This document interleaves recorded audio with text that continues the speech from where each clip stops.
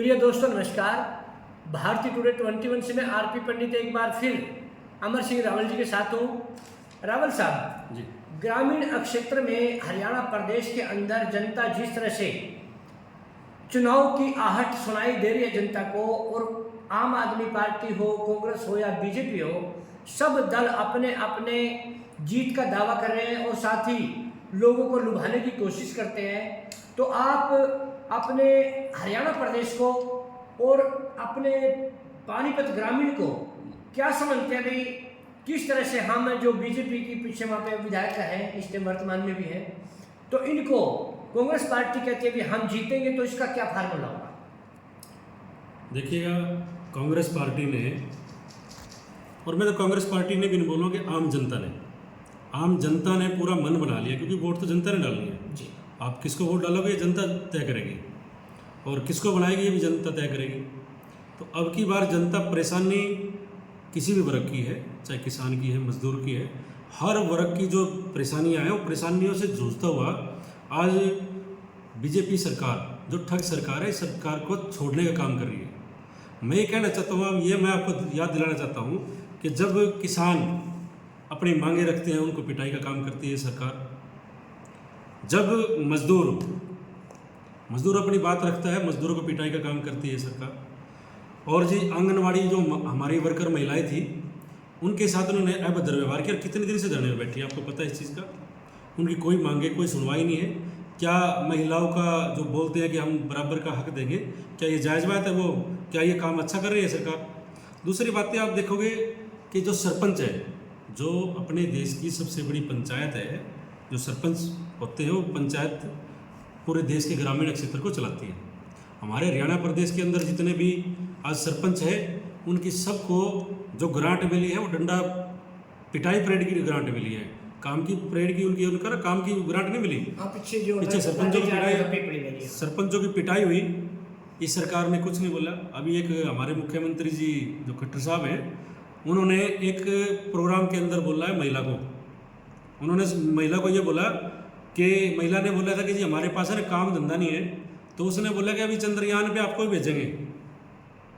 तो ये हमारे बहन बेटियों के साथ अभी पीछे जो बेटियां थी हमारी खिलाड़ी, हरियाणा प्रदेश ने उन बेटियों को जन्मा है जो इस देश का नाम पूरे अंतर्राष्ट्रीय स्तर पर और खेलों में बढ़ चढ़कर भाग दिया है और हरियाणा को एक गौरवान्वित किया है।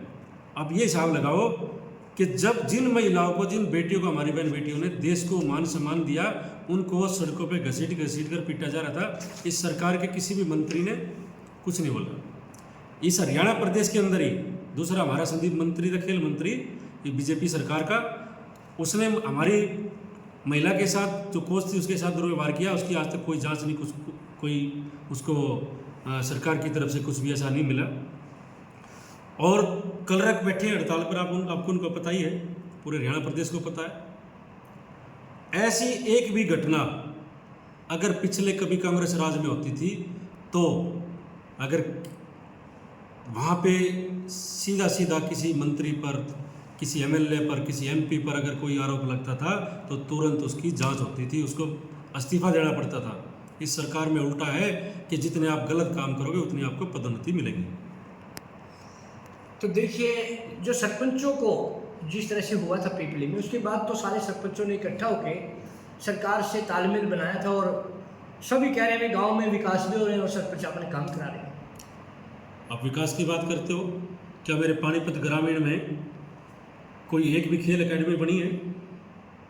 कोई शिक्षा का साधन यहाँ बना है?